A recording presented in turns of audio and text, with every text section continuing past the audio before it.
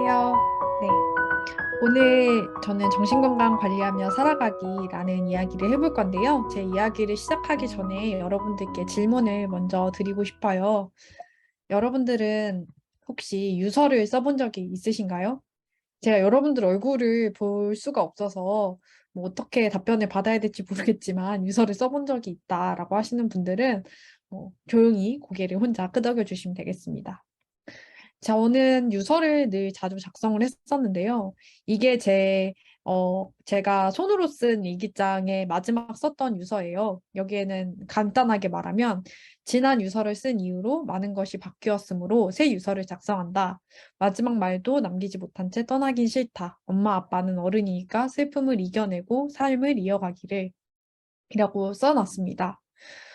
제가 이 유서를 쓴 이후에 좀 많은 것이 바뀌었는데요. 일단 이제 저는 더 이상 이제 손으로 일기를 쓰지 않고요. 컴퓨터에 일기를 씁니다. 그리고 제가 예전에 강연했을 때는 그리고 이 컴퓨터에는 더 이상 유서가 없어요 라고 이야기를 했는데 사실 제가 최근에 우울증을 크게 겪으면서 다시 유서를 작성했었어요. 그래서 저는 아직도 종종 유서를 쓰고 제 죽음 이후에 어떻게 해야 될지 좀 계획서도 작성해 놓고 이렇게 좀 좋아졌다가 안 좋아졌다가를 반복하는 삶을 살고 있습니다. 저는 마음과 관계를 그림 일기로 그리는 서늘한 여름밤이고요. 현재 코칭 심리학을 박사과정에서 공부를 하고 있습니다. 네. 저는 좀 부실하게 태어난 것들이 되게 많아요. 이제 상체가 좀 부실하게 태어나서 늘 필라테스 선생님한테 지적을 받고요. 이가 정말 잘 썩어가지고 저희 치과 의사 선생님이 타워팰리스 사시는데 거기 현관은 제가 마련을 해드린 것 같아요. 지금도 좀 어금니가 아파가지고 약간 걱정이 됩니다. 그리고 과민한 대장 때문에 정말 더러운 일들이 많았어요. 근데 너무 더러운 이야기들이라 좀 생략을 하도록 할게요. 제가 또 부실하게 태어난 게 있는데 바로 저의 멘탈입니다. 저는 그냥 기질적으로 우울하게 태어났어요. 저희 부모님들도 우울증이 조금씩 있으시고, 저는 약간 우울증 금수저처럼 부모님의 그런 유전자를 담복받아서 태어나게 되었습니다. 그래서 저는 우울증도 있고요. 감정 기복이 되게 심한 편이에요. 그래서 저의 우울증은 사실 우울증만 있는 게 아니라 양극성 장애라고 해서 우울증과 경조증이 반복해서 이제 번갈아 가면서 나타나는 특성을 갖고 있습니다. 또 이렇게 정신건강이 안 좋은 사람답게 뭐 자기 혐오, 자살 사고, 기타 등등의 많은 안 좋은 것들을 잘 버무려서 가지고 있어요. 그래서 저는 정말 좋은 점이 어떤 증상을 만난 분을 있어도 대부분 제 스펙트럼 안에서 커버가 가능해요. 뭐 우울, 불안, 뭐 감정 기복, 뭐 자기 혐오 이런 것들이 웬만한 정신장애를 가진 분들이 다 기본적으로 깔고 가는 거기 때문에 어떤 정신장애나 정신적인 어려움이 있는 분을 만나도 쉽게 대화를 공감대를 형성할 수 있다는 게 정말 저의 큰 장점인 것 같아요. 그래서 저는 그림 일기를 통해서 저의 마음의 빛과 어둠을 좀 잘 관찰하면서 살아가려고 합니다. 오늘 여러분들이 얼마나 좀 힘드신지 알아보기 위해서 제가 테스트를 준비했어요. 지금 얼마나 스트레스를 받고 있는지 지난 일주일을 어느 정도로 경험했는지 일주일을 떠올리면서 한번 작성해 보시는 거예요. 그래서 총 3페이지거든요. 언제 넘어가야 될지 알 수가 없어요. 일단 여러분들 한번 체크를 해보시고 저는 그 관리자님이 다 하시면은 그걸 기준으로 넘어가도록 하겠습니다. 그래서 관리자님 다 하시면은 손을 들어주세요. 그럼 제가 넘어갈게요. 나 못했다라고 하시면은 과감하게 마이크를 켜시고 아 잠깐 넘어가지 말아달라라고 이야기를 해주시면 됩니다. 시작하세요.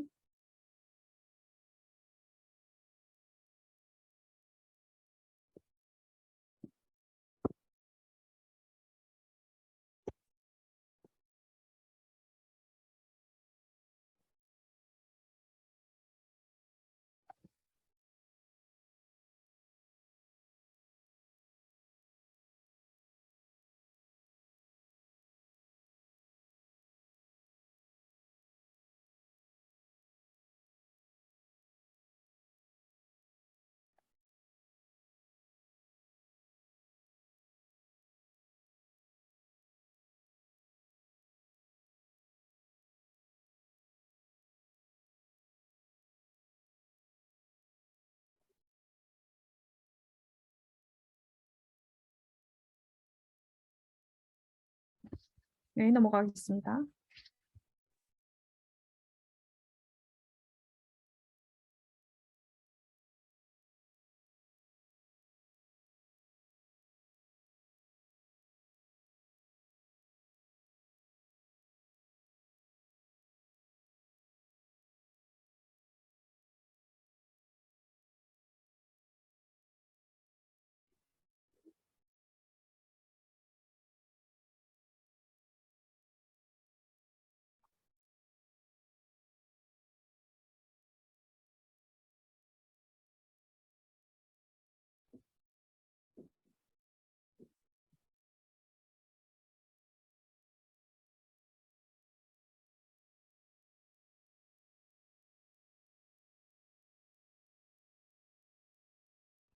네, 넘어갈게요. 못하신 분들 있으면 지금 소리내어 말해주세요.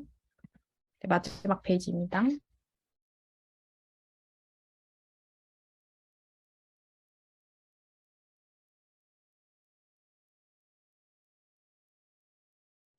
다 하신 분들은 총점을 더해주세요.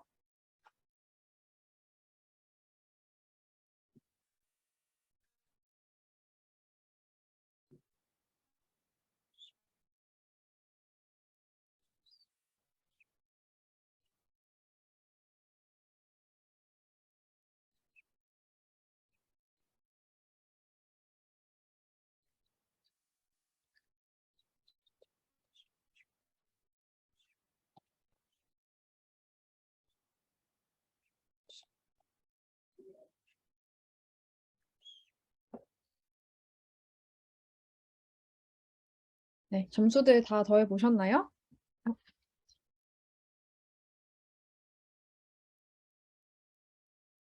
아하, 78점. 네, 이게 점수 해석인데요. 일단 50점 이하 스트레스가 적은 편이 나오신 분들은 사실 이 강연을 굉장히 흘려 들으셔도 됩니다. 이미 충분히 잘하고 계신 거고요. 51점에서 80점은 자신을 좀 돌아보고 마음 관리가 필요하다라고 나왔는데 81점부터는 좀 스트레스 관리가 필요한 시점이에요. 그리고 120점 이상은 심한 스트레스라서 전문가의 상담이 필요하다라고 나옵니다. 그래서 혹시 120점 이상을 받으신 분들은 여기 안양시 정신건강복지센터 한번 문의를 해보시고요. 아마 81점에서 120점 사이에 있으신 분들은 조금 지금 많이 힘드신 상태인 것 같아요. 그래서 간과하지 마시고 내가 지금 요새 어떻게 지내고 있는지를 잘 살펴보셨으면 좋겠어요. 저희 관리자님도 78점으로 꽤나 높은 점수가 아슬아슬하게 스트레스 관리가 필요하지 않은 정도로 나왔는데, 네, 그쵸. 뭐, 직장인들이 사실 그 정도 점수가 충분히 나올 만합니다. 저는 예전에 했을 때는 여기 82점이 나왔었는데, 이번에 해보니까 64점이 나와서 스트레스가 많이 떨어진 것 같아서 매우 기쁩니다. 64점 나오신 분, 저랑 똑같이 나오신 분도 계시네요. 좋습니다. 네, 이렇게 스트레스를 한번 알아봤는데요. 제가 괜찮지 않았을 때에 대해서 이야기를 한번 해드릴게요. 이야기를 들어보시면서 지금 나랑 좀 비슷한 것 같다라고 하시면은 이걸 어떻게 관리할 수 있는지도 뒤에서 말씀드리도록 할게요.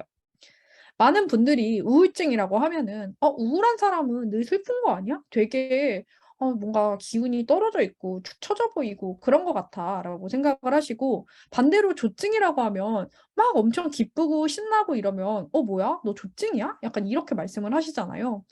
그런데 물론 이렇게 우울증인 사람들이 슬픈 것도 맞고 조증인 사람들이 약간 들떠 보이는 것도 맞지만 제가 더 정확히 표현하기에는 저는 에너지의 롤러코스터라고 표현을 해요. 어떤 느낌이냐면 여러분들이 아침에 딱 눈 떴는데 뭐지? 롤러코스터야. 앉아 있어. 갑자기 롤러코스터가 떨어질 수도 있고 위로 올라갈 수도 있어요. 이렇게 통제할 수 없는 에너지의 수준을 갖고 살아가는 것이 바로 제가 갖고 있는 양극성 장애의 특징이에요. 에너지가 제가 적정 수준일 때는 저도 그냥 남들처럼 살아갑니다. 친구들을 만나서 재밌게 수다를 떨기도 하고, 책에 집중해서 읽기도 하고, 오늘같이 날씨 좋은 날이면 창문을 열어놓고 이렇게 청소를 하기도 하고, 그렇게 평범하게 지내요. 그러다가 어느 순간 에너지가 고양이 되는 거예요. 그러면 정말 지나치게 살아있는 듯한 느낌이 들어요. 이게 잠이 안 오고요. 기분이 통제가 안 돼요. 그리고 생각을 멈출 수 없는 듯한 느낌이 들고, 우울증이라는 게 결국에 뇌의 작용이기 때문에 몸으로도 느껴지거든요. 그래서 손에서 땀이 자꾸 나요. 긴장하는 것처럼. 너무너무, 마치 차가 공회전을 하는 듯한 느낌으로 에너지가 계속 갈려나가는 느낌이 들어요. 내가 아무것도 하지 않아도. 그러다가 이렇게 에너지가 높아져 있다가 에너지가 갑자기 떨어지게 되면 바로 이런 상태가 됩니다. 옷들은 다 널브러져 있고 뭐 하나 그냥 치우기도 귀찮고 손 하나 까딱하기도 너무 힘들어요. 친구들한테 카톡이 와도 그거 답장 하나하나 하기가 너무 벅차서 카톡이 막 이렇게 쌓여 있어요. 아, 정말 귀찮다. 왜 사는 걸까? 막 이런 고민들이 들고. 남들이 봤을 때는 너무 한심하죠. 사지 멀쩡하고 한참 일해야 될 나이에 저렇게 소파에 누워서 쓰러져 있기만 하니까 남들이 봤을 때는 게으르다. 정말 한심하다. 왜 아무것도 못하지? 그냥 일어나서 좀 하면 되잖아. 그렇게 누워만 있으니까 더 우울하지 라는 이야기를 들을 수 있는데 이게 제가 통제할 수 없는 상태라는 거를 되게 나중에야 알게 됐던 것 같아요. 그리고 여기에서 에너지가 더 떨어지면은 이제는 살아갈 기운이 남아있지 않다라는 느낌이 들어요. 정말 너무나 무기력하고 아무것도 감정을 느낄 수가 없고 감정을 느낄 만한 에너지가 남아있지 않아요. 그때 저를 더 힘들게 했던 말들이 있었던 것 같아요. 바로 지금이 제일 좋을 때야라는 말이었어요. 저는 제 우울증이 20대 초중반에 가장 심했었거든요.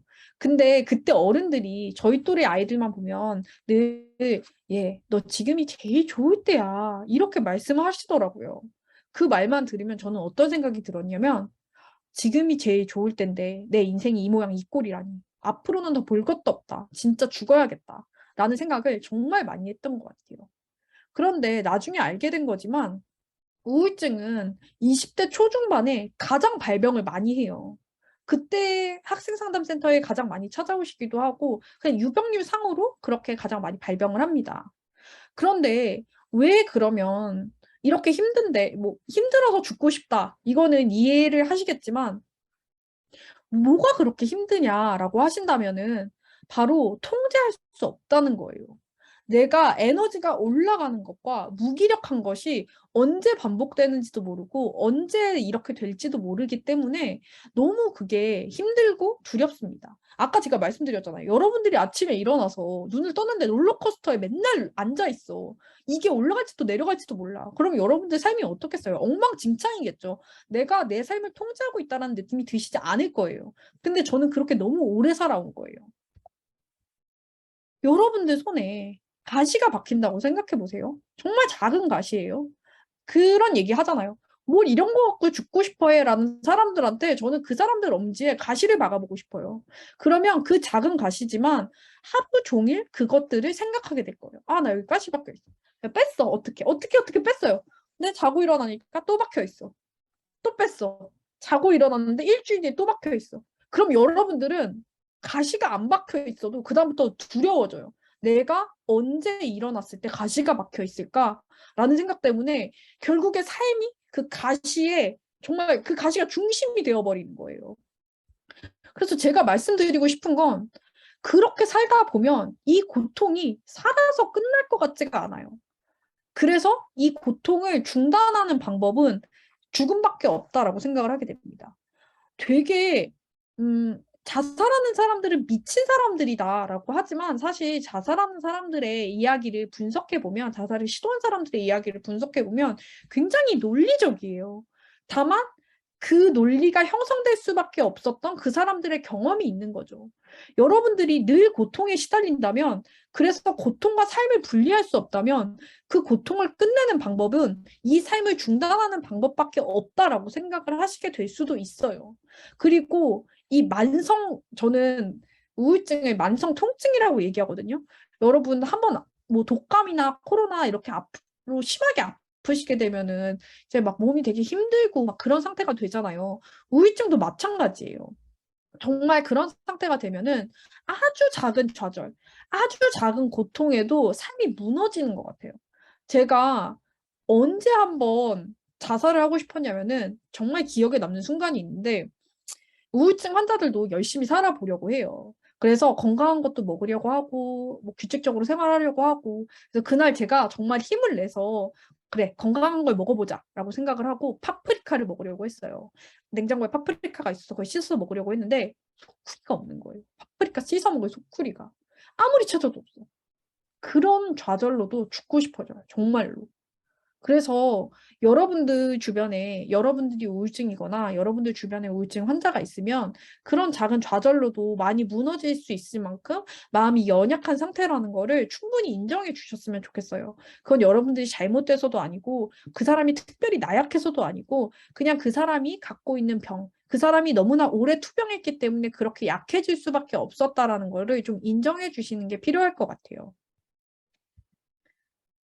그러면 힘들다고 말하기가 어려운 이유가 뭘까요? 저는 사실 이런 얘기 정말 많이 들었어요. 너 우울증 있는지 몰랐어. 라는 이야기를 많이 들었거든요.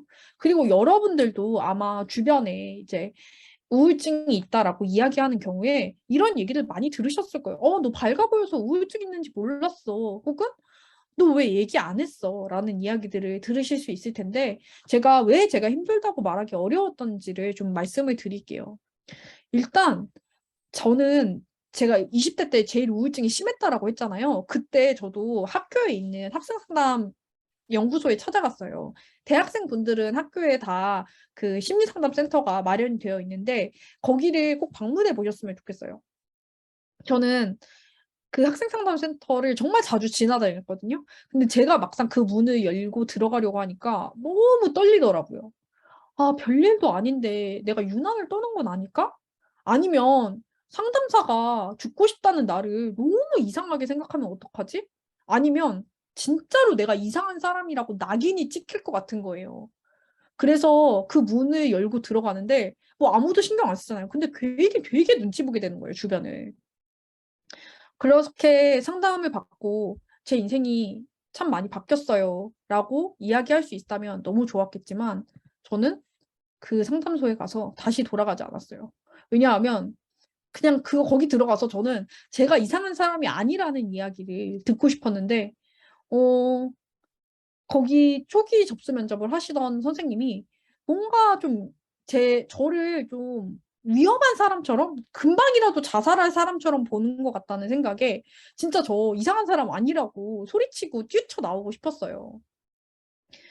저는 상담을 받으면 제가 이상한 사람이라고 쾅쾅쾅 진짜 낙인이 찍히는 것 같았어요.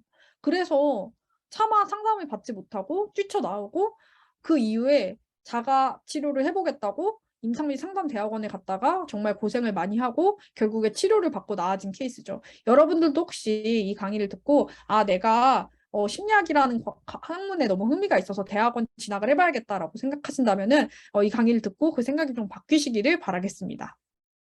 아무튼 제가 그렇게 학생상담센터를 뛰쳐나오고 어, 그 뒤로 제가 힘들다라고 이야기하기까지 거의 10년이 걸렸어요. 나는 아무도 아무한테도 이거를 얘기를 못하겠다라고 생각을 했는데 그 이유가 첫 번째로는 아까도 말씀드렸지만 증상이랑 내 삶이 구분이 안 돼요. 저는 제가 대학원에 가기까지 우울증이라고 생각을 못했어요. 왜냐하면 감정 기복이 심한 거, 인내심이 없는 거, 걱정이 많고 무기력한 거, 이거 그냥 내 성격 아닌가? 그냥 사람이 다 이렇게 사는 거 아닌가? 라고 생각을 했지. 그러니까 저는 사실 우울증 발병이 되게 어릴 때 시작됐거든요.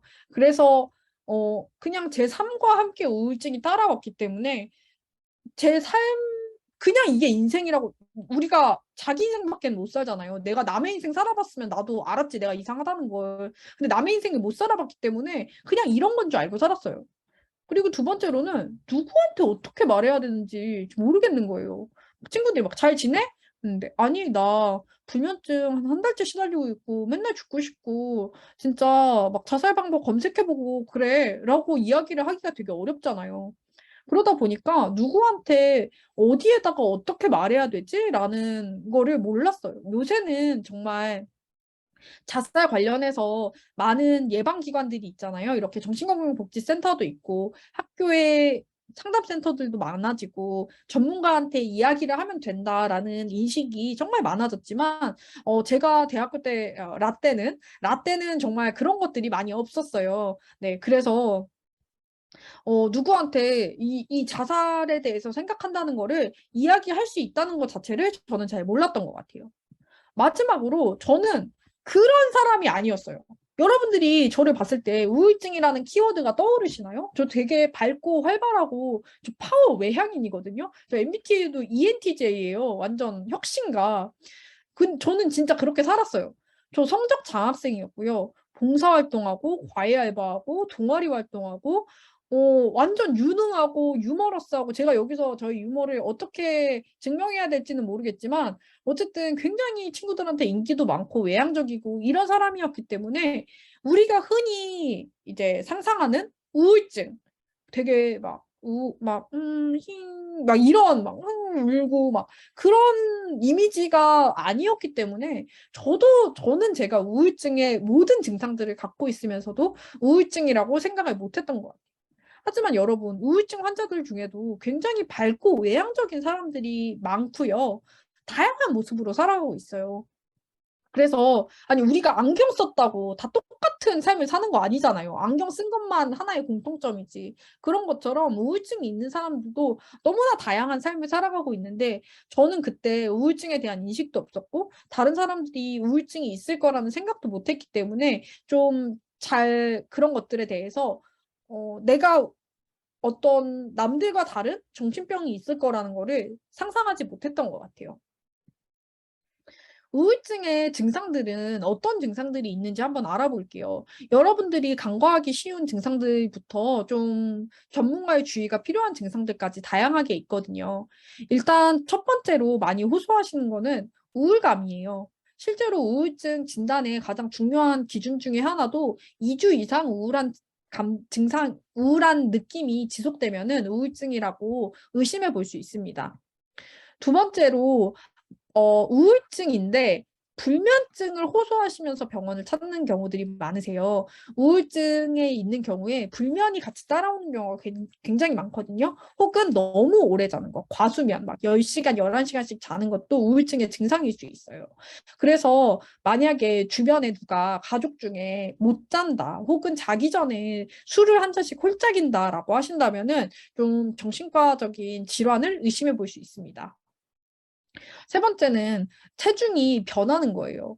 특별히 다이어트를 하고 있지 않는데도 내가 너무 갑자기 체중이 찌거나 체중이 빠지는 경우에도 우울증을 의심해 볼 수 있고요. 마지막으로 화를 못 참는 거. 특히 아이들 같은 경우에는 아동기 우울증 같은 경우에는 우울하게 보인다기보다 이 아이가 굉장히 감정 기복이 심하고 화를 잘 내는 모습으로 우울증이 표출될 수 있어요. 그래서 내가 요새 너무 화를 못 참겠다. 울분이 터진다, 화병이 나는 것 같다라고 하시면은 그때도 정신과를 좀 방문해 보시는 거를 저는 추천드립니다. 마지막은 신체적인 증상인데요. 우리나라 같은 경우에는 감정에 대해서 인정하려고 하지 않고 감정을 누르는 경우가 많다 보니까 다양한 정서적인 문제들이 몸으로 나타나는 경우가 많아요. 저도 최근에 우울증 약을 혼자서 끊었다가 아주 몸살이 나는 것처럼 온몸이 아파서 난리가 났어요. 그래서 이유 없이 몸이 아픈데 내과에 가도 건강검진을 다 받아도 아무런 이상이 없다라고 하시면은 정신과에 가서 한번 정신과 약을 드셔보시는 것도 추천드려요. 그래서 증상이 사라지는 경우도 굉장히 많거든요. 두 번째로는 즐거운 게 사라지는 거예요. 예전에 내가 좋아했던 것들, 뭐 아니면 즐겨 했던 것들. 그런데 어느 순간부터 다 의미 없고 다 재미없게 느껴지고 내가 했던 취미 활동도 하지 않게 되고 이런 것도 우울증의 증상일 수 있고요. 사람들과의 연락을 피하게 되는 거. 이게 무기력의 증상 중에 하나예요. 사람들과 연락할 기력이 사라지는 거죠. 세 번째로 굉장히 냉소적이 돼요. 아, 그 일이 나랑 무슨 상관이야? 뭐 사람이 죽던 말던 뭐 옆에서 힘들던 말던 무슨 상관이야? 라고 하는 것들. 그리고 집중력이 떨어지는 거. 실제로 현장에 있다 보면은 우울증인지 모르고 있다가 내가 요새 너무 일이 안 돼요. 너무 집중을 못 하겠어요. 라고 이야기를 하시면서 오시는 분들이 많으시거든요. 그래서 집중이 안 되는 것도 우울증의 하나의 중요한 증상 중에 하나입니다. 그리고 내 탓하는 거. 이게 정말 죄책감을 갖는 게 우울증의 무서운 증상 중에 하나인 것 같아요. 다 내 탓인 것 같고, 그러다 보면 더 괴로워지고, 근데 이 괴로운 것들을 남들한테 말하자니 남들을 걱정시킬 것 같고, 그래서 더 얘기를 못하게 되고, 그런 무가치감을 느끼는 것도 우울증의 증상이고요. 어, 효율성이 정말 떨어져요. 왜냐면 무기력하잖아요. 집중도 안 되고 무기력하고 집중이 안 되니까 앉아 있고 야근을 하고 아무리 뭐 일에 집중을 하려고 해도 일이 안 끝나는 그런 증상들을 겪으시기도 하고, 네, 마지막으로 자살에 대한 사고. 아, 죽고 싶다. 이렇게 사느니 죽는 게 낫겠다. 그래서 자살 방법에 대해서 찾아보거나 뭐 물건들을 정리해 보거나 그런 증상을 보이시는 경우에 우울증을 강력하게 의심할 수 있고요. 자살 사고가 드는 경우에 이게 약으로 고쳐지겠어? 라고 생각하실 수도 있어요. 아니, 내가 죽고 싶고 환경이 변하지도 않는데 이게 전문가를 만나면 달라지겠어? 라고 생각하실 수 있는데, 저는 놀랍게도 약을 먹으니까 자살 사고가 정말 많이 사라졌어요. 전 심리 상담도 많이 받았었고. 그래서 환경이 달라지지 않아도 내가 달라지면 자살 사고는 좀 줄어들 수 있다라는 거를 꼭 말씀드리고 싶어요. 그래서 아직 이런 증상들이 다 있으시면서도 약 복용을 하지 않고 계신 분들이라면은 전문가를 한번 만나보시는 걸 강력하게 추천드립니다. 자살의 징후들인데요. 이제 제가 일했던 저는 중앙심리부검센터라고 이제 자살 유가족들을 대상으로 그 고인이 되신 자살자가 어떤 마지막 이야기들을 했는지 어떤 증상들을 보였는지 이제 연구하는 기관에서 일했었는데요. 거기에서 이제 자살하셨던 분들이 마지막으로 좀 이렇게 이야기를 했다고 해요. 나 죽고 싶어. 이제 그런 이야기들 하죠. 죽고 싶다고 얘기하는 사람들 중에 죽는 사람 없다라고 이야기를 하는데 사실 그거는 실제가 아닙니다. 중 자살을 선택하시는 분들은 대부분 그 전에 나 죽고 싶어라고 이야기하는 경우가 많아요. 그리고 내가 죽으면 어떨까? 어떻게 하면 편하게 갈까? 이렇게 자살에 대해서 얘기를 하거나 불면이 있으신 분들, 예, 자살하시는 분들 중에 불면 그리고 과음, 술 이 문제가 있으신 분들이 정말 많아요. 그래서 주변에 이 세 개를 다 가지고 있다. 잠도 못 자고 계속 술 마시고 잠 못 자서 술 마시고 그래서 지각하고 막 일에 잘리고 그런 정말 심각하게 좀 일상에서의 지장이 있을 정도로 술을 마시거나 지각을 하고 죽고 싶다고 얘기를 하고 그런 분들이 있으면은 꼭 전문가한테 데려가 보시기를 권해드려요. 마지막으로 감정 기복이 되게 심해지고요. 대인관계를 기피하고 무기력하게 보입니다. 그래서 이렇게 좀 자살의 징후들을 보이는 사람들이 있다면 일단 들어주세요. 어떤 마음이야? 아, 너 지금 죽음을 생각할 정도로 많이 힘들구나. 라고 들어주세요. 어떤 게 필요해? 내가 뭘 해줬으면 좋겠어? 라고 물어봐 주시고요. 두 번째로는 직접적으로 물어보세요. 너 지금 자살 생각하고 있어? 아마 주변에 자살에 대해서 생각하시는 분들이 있어도 아, 내가 혹시 얘가 자살도 생각하지 않는데 자살에 대해서 얘기하면 얘의 자살을 오히려 내가 촉발하지 않을까라고 걱정이 드실 수 있을 것 같아요. 그래서 이제 정신건강을 연구하시는 분들이 연구를 해봤는데 자살에 대해서 이야기하는 것이 자살을 실제로 유도하거나 촉발하지는 않는다라고 합니다. 그래서 오히려 직접적으로 자살할 생각이 있어? 라고 물어보는 게 훨씬 더 좋은 방법이라고 해요. 자살을 예방하는 데 있어서. 마지막으로 도움을 요청하는 거예요. 자살 사고가 있는 분을 여러분들이 혼자 감당하기는 굉장히 어려워요. 당연히 그 상대가 나를 믿고 나를 신뢰하기 때문에 자살에 대해서 얘기를 했을 거고 그리고 이렇게 덧붙일 수도 있어요. 아, 너만 알고 있어. 다른 사람들한테 얘기하지 마. 나 걱정 끼치기 싫어. 라고 할 수도 있지만 저는 이럴 경우에는 적극적으로 도움을 요청하셔야 된다고 생각해요. 자살 예방 기관에서 하는 말이 있어요. 화난 친구가 죽은 친구보다 낫다. 그래서 그 친구와의 약속을 깨게 될지라도 그 친구가 위험한 상황이라고 생각이 되면은 보호자와 연락을 하시거나 연락할 수 있는 도움을 청할 수 있는 전문 기관에 도움을 요청하시는 것이 좋고요. 저는 이 방법을 추천드려요. 그 친구랑 정신과나 심리상담 첫 회기를 같이 가주는 거예요. 사실 우울증이 있으면 어디다가 도움을 요청해야 될지 찾고 알아보고 그런 것만 해도 너무 큰 부담이거든요. 그래서 뭐 이렇게 정신건강복지센터에 연락을 해서 어떤 도움을 받을 수 있는지 알아보고 그 친구한테 아, 이런 도움, 여기에선 이런 도움 받을 수 있대라고 이야기를 해주고 아, 그럼 우리 언제 한번 같이 가볼까? 라고 같이 동행을 해주는 거죠. 그 친구가 만약에 준비가 안 됐다라고 하더라도 아, 나는 그러면 네가 말하면은 언제든지 같이 가줄 테니까 나한테 꼭 얘기를 해. 혹시 자살하고 싶은 마음이 들면은 꼭 나한테 얘기를 해. 나랑 같이 가자라고 해주는 게 저는 주변 지인으로서 줄 수 있는 가장 큰 도움이라고 생각합니다. 우울증과 우울한 기분의 차이를 좀 고민하시는 분들도 있을 거예요. 아, 나 가끔 우울한데 이것도 우울증인가? 라고 생각하실 수 있죠. 근데, 우울한 기분은 그냥 일반적인 사람들도 평상시대로 살다가 가끔 비가 오는 것처럼 이제 안 좋은 날들을 만나서 안 좋은 기분을 느낄 수 있어요. 그런데 보통 이런 기분들은 우리가 기분을 회복하려고 노력하는 거에 따라서 다시 기분이 정상적으로 올라오게 됩니다. 마치 우리가 감기에 걸렸다가 막 열이 오르고 하다가 감기에 나으면 면역력이 쌓여서 다시 체온이 돌아오는 것처럼 우울한 감정은 시간이 지나면 자연스럽게 사라져요.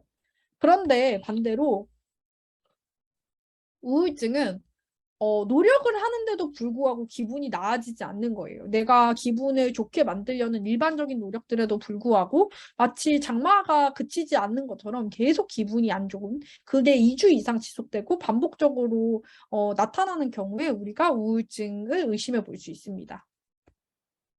우울증과 더불어서 참 병이라는 게 비극적인 게 혼자 오지 않아요. 우울증만 오는 경우는 조금 드물어요. 왜냐하면 이 뇌의 시스템이 그렇기도 하고요. 우울증을 해결하기 위해서 다양한 방법들을 시도하다 보면은 또 거기에서 뭐 자가 치료로 이제 음주를 한다거나 그러면서 또 부작용들이 생길 수 있거든요.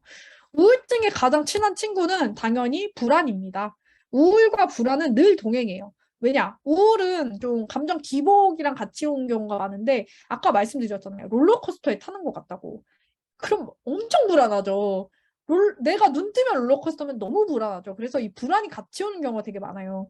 우리는 일반적으로도 불안을 느끼지만 병적인 불안 같은 경우에는 특별한 이유 없이 발생을 합니다.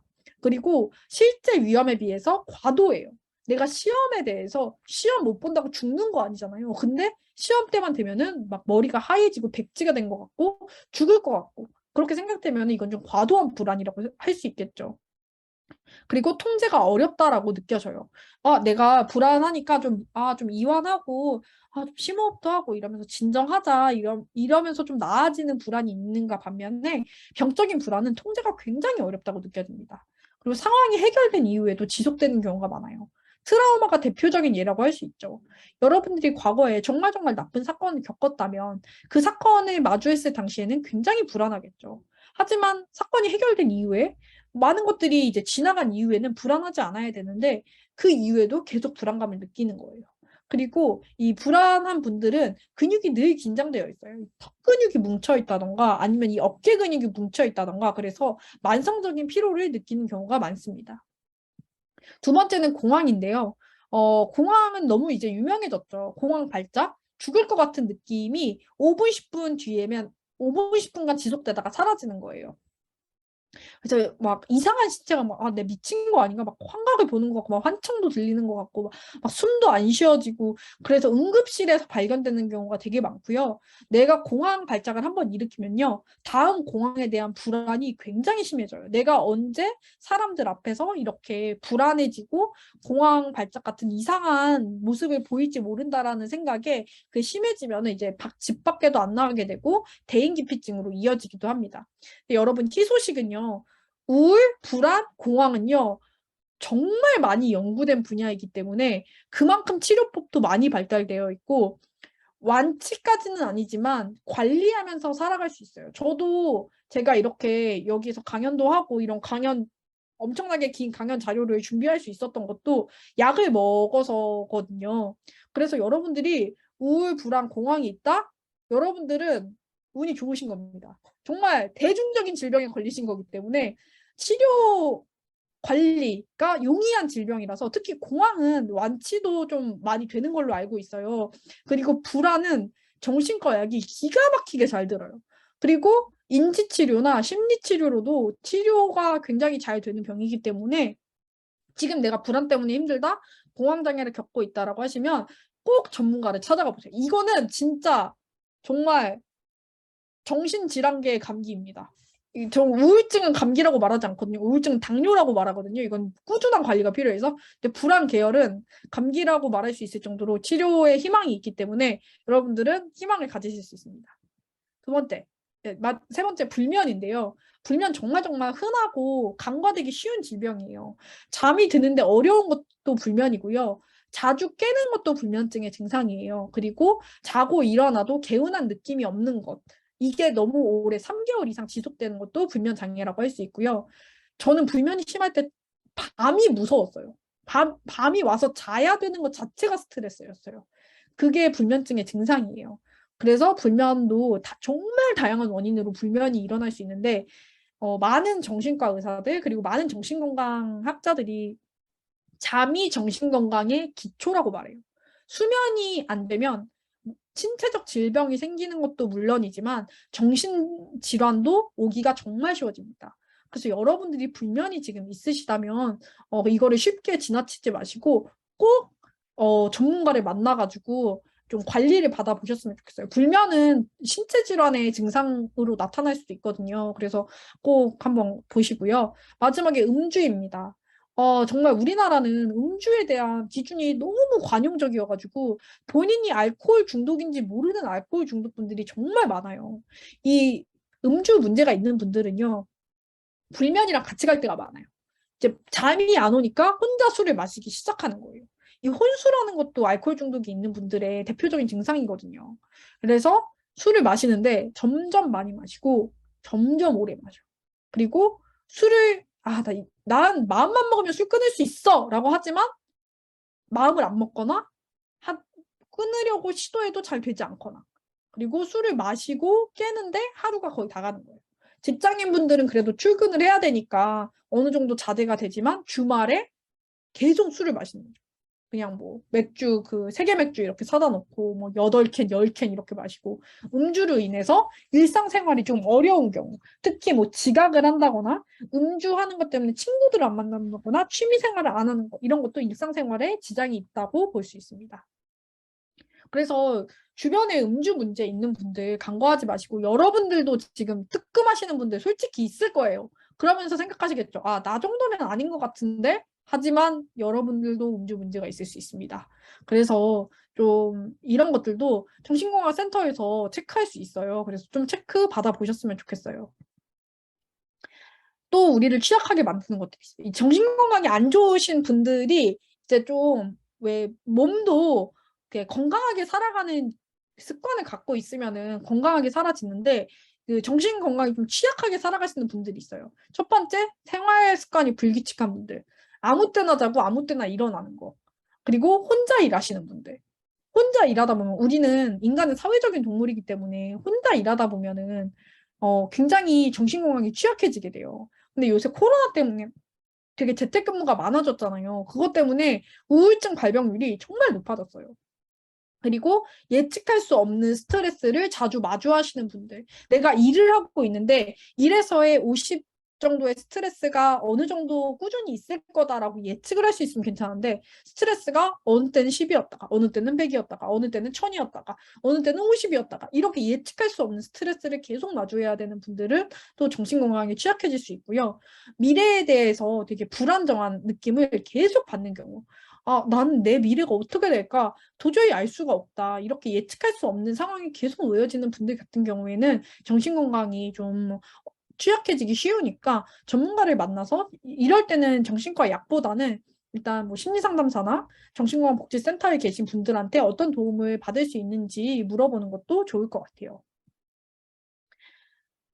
이제 내 마음이 우리가 정신건강, 정신적인 질병에 대해서 계속 이야기를 해봤잖아요. 그럼 이제는 내 마음이 좀 어떻게 작동하는지를 이야기를 해볼게요. 마음은 이렇게, 심리학에서는 이렇게 말해요. 감정과 생각과 행동이 함께 움직이는 것이다 라고 이야기를 하거든요. 우리의 감정과 생각과 행동은 매우 밀접하게 연결이 되어 있어요. 제가 예를 들어 볼게요. 내가 좋아하는 친구한테 카톡을 보냈어요. 좋아하는 친구 말고 내 교수님한테, 나 또 지도 교수님 계시니까 지도 교수님한테 카톡을 보냈어. 교수님이 읽고 대답을 안 해. 가끔 그럴 때 있거든요. 대답을 안 해. 그럼 난 불안한 거야. 왜? 나 뭐 잘못했나? 교수님 심기를 언짢게 했나? 그럼 제 행동은 어떻게 해요? 똥마려운 개 마냥 안절부절 안절부절 안절부절 안절부절 막 이렇게 돌아다니고 막 뭘까 막 일도 손에 안 잡히고 막 긴장된다. 왜 교수님 답장 안 하시나 막 이렇게 안절부절하게 되죠. 이게 바로 생각을 어떤 사건에 대해서 내가 해석을 한 거예요.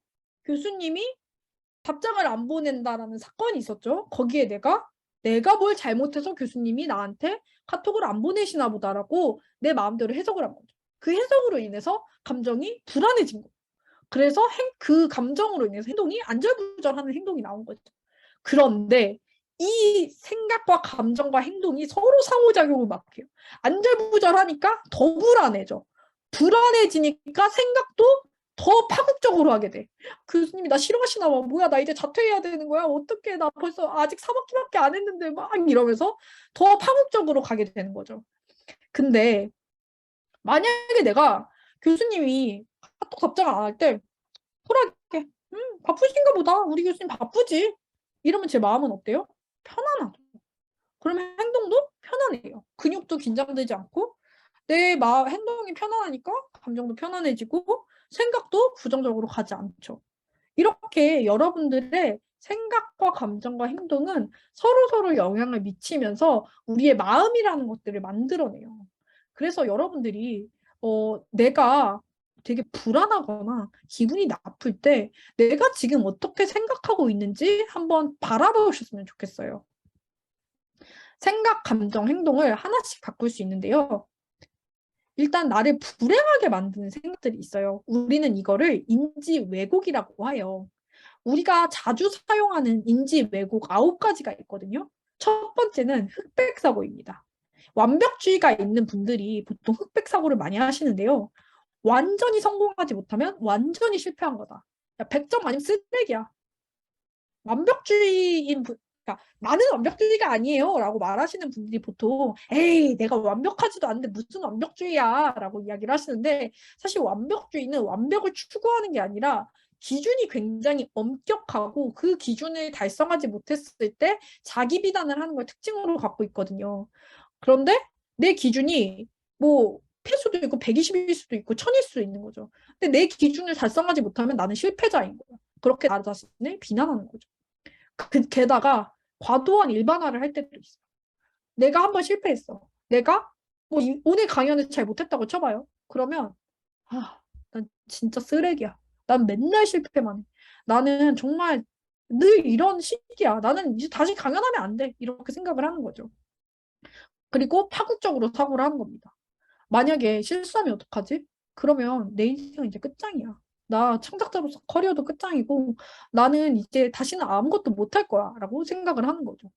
이게 굉장히 이렇게 보면은 되게 뭐야? 진짜 저렇게 생각하는 사람들이 있다고? 라고 생각하실 수도 있지만 여러분들도 자기도 모르게 이렇게 생각하는 경향성이 있을 수도 있어요. 네 번째는 개인한데요. 뭔가 잘 안 됐을 때. 뭔가 특히 관계에서 개인화를 하시는 분들 많아요. 왜 저 사람 기분 나빠 보이지? 나 때문인가? 지금 내가 뭐 말실수를 해서 지금 저 사람 기분이 나빠 보이는 건가? 라고 이렇게 다 내 탓을 하는 거. 개인화라고 그러고요. 정서적 추론은 여러분들이 내가 나에 대해서 어떤 느낌을 가지잖아요. 내가 쓰레기처럼 느껴. 그럼 그거 사실이라고 생각하는 거야. 나 쓰레기처럼 느껴. 그러니까 난 쓰레기가 맞아. 라고 생각을 하는 거죠. 독심술 여러분 많이 하시지 않나요? 저는 이렇게 할 때 독심술 되게 많이 하는 것 같은데요. 지금, 막 이렇게 보면서, 금이님이 카메라를 꺼놨네. 왜 꺼놨을까? 나를 싫어해서 꺼놓은 거 아닐까? 지연님이 지금, 되게 좀 피곤해 보이시는데, 나 때문에 피곤해 보이는 게 아닐까? 이러면서, 관리자님은 지금 표정이 어떻지? 좀, 일 생각하시는 것 같은데? 이러면서, 막 그 사람의 마음을 다 읽는 것처럼. 근데 되게 부정적으로 읽죠, 보통. 아, 저 사람 나 싫어하는 것 같은데? 이렇게. 그래서 이런 독심술. 하지만 여러분들은 초능력이 없습니다. 저도 없습니다. 그래서 여러분들의 마음을 모릅니다. 그래서 저는 그냥 이렇게 생각하죠. 다들 내 강연에 지금 매우 만족하면서 기쁘게 듣고 있을 것이다. 그렇게 생각합니다. 그리고 선택적 추상. 여러분들이 잘할 때도 있어요. 부정적인 사람도 아무리 매사에 부정적인 사람도 잘할 때가 있을 거 아니에요. 근데 이런 사람들은 자기가 잘한 거를 운 때문이야. 에휴, 이번 시험이 쉬웠네. 다들 잘했을 거야. 뭐 내가 어쩌다 들어갔어도 여기 뭐 면접관이 좀 그날 기분이 좋았나 보네. 이렇게 생각을 하는 거죠. 후회를 잘 하시는 분들 있잖아요. 나는 그렇게 했었어야 되는데, 이렇게 했었어야 되는데. 그런 분들의 특징이 뭐냐면, 통제하는 거를 되게 중요하게 생각하고, 본인의 통제력에 대해서 좀 과대평가하는 부분이 있어요. 왜냐하면, 후회라는 거는 우리가 이렇게 할 수 있었을 텐데에서 오는 건데, 사실 우리가 실제 어떤 모든 정보를 알 수는 없잖아요. 모든 정보를 알고 최선의 선택을 하는 건 사실 불가능한 일이에요. 그러면 내가 지금 주식 수익률이 이렇지 않았겠죠. 하지만 우리는 우크라이나 전이 터질지도 몰랐고, 이렇게 거시경제가 금리를 올릴지도 몰랐고, 다 모르는 거잖아요. 그렇기 때문에 그때그때 그 순간에 아는 정보로 최선의 선택을 할 수밖에 없어요. 그런데도 내가 그때 더 통제력이 있었을 거라고 착각을 하는 거죠. 그건 착각입니다, 여러분. 여러분들, 이 강연이 뭐, 이 강연을 듣기를 잘못했어. 라고 생각을 하신다면은 여러분들은 통제력의 오류를 범하고 계신 겁니다. 왜? 여러분들은 이 강연이 어떨 줄 모르고 신청을 하신 거니까요. 하지만 그러신 분은, 지금 후회하고 있는 분은 아무도 없을 거라고 저는 장담합니다. 뭐뭐 해야 한다라는 생각조차도 인지적 오류예요. 나는 성공해야 돼.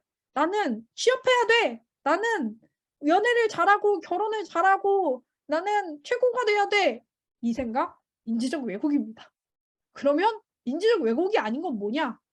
나는 뭐뭐 하고 싶다라고 생각하는 게 인지적 왜곡이 아니에요. 나는 이 강연을 성공적으로 마쳐야 돼. 인지적 왜곡. 나는 이 강연을 성공적으로 마치고 싶다. 이것이 그냥 평범한 생각입니다. 그래서 여러분들이 나는 뭐뭐 해야 돼 라고 생각하는 게 있다면 그거를 하고 싶다로 한번 바꿔보세요. 그러면 뭐뭐 해야 돼 라고 생각했을 때 그렇게 안 되면 실패가 되지만 뭐뭐 하고 싶다라는 마음은 계속 그게 안 되더라도 나는 뭐뭐 하고 싶었어 라고 이야기할 수 있는 거기 때문에 나의 슈드의 생각을 호프로 한번 바꿔보시는 것도 추천드려요. 인지적 왜곡을 알아차리고 수정할 수 있는 방법은 굉장히 간단한데요. 귀찮습니다. 일기를 써보는 거예요. 내가 부정적인 감정이 오늘 들었다고 쳐봐요. 오늘 뭔가 뭐 친구랑 대화를 하다가 혹은 동료와 대화를 하다가 부정적인 감정이 들었으면은 그 부정적인 감정을 한번 써보세요. 저도 이 강의를 만들 때 한번 써봤거든요. 저의 부정적인 감정, 불안해, 나의 생각, 이 강의를 별로라고 생각할 거야 라고 생각이 들어서 불안했어요. 그런데 그러면은 그 생각을 한번 수정해 보는 거예요. 저는 이렇게 수정을 해봤어요. 모두를 만족시킬 수는 없어. 어떤 사람은 여기 사람들이 많은데 어떤 사람은 이 강의가 좋을 것이고 어떤 사람은 마음에 들지 않겠지. 하지만 한 사람이라도 좋았다면 그걸로 된 것이야 라고 생각을 수정해 보는 거죠. 그래서 여러분들이 오늘 저녁 때 집에 가서 일기를 써보시거나 뭐 노트에다가 최근에 들었던 부정적인 생각들을 한번 써보시고 그 부정적인 생각들 뒤에 어떤 생각이 있었기 때문에 감정 뒤에 있었던 생각들을 써보세요. 이런 생각이 들어서 내가 기분이 나빴다. 그리고 그 생각을 한번 수정해 보시는 거예요.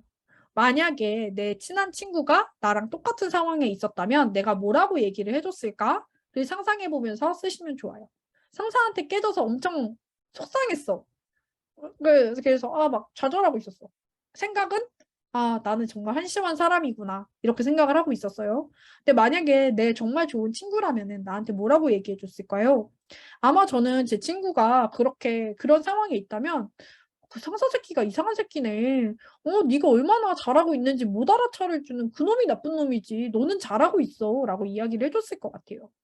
그래서 그렇게 나한테 친절하고 다정한 이야기들을 한번 써주면서 나의 감정이 어떻게 바뀌었는지 한번 관찰해 보시는 것도 좋을 것 같아요.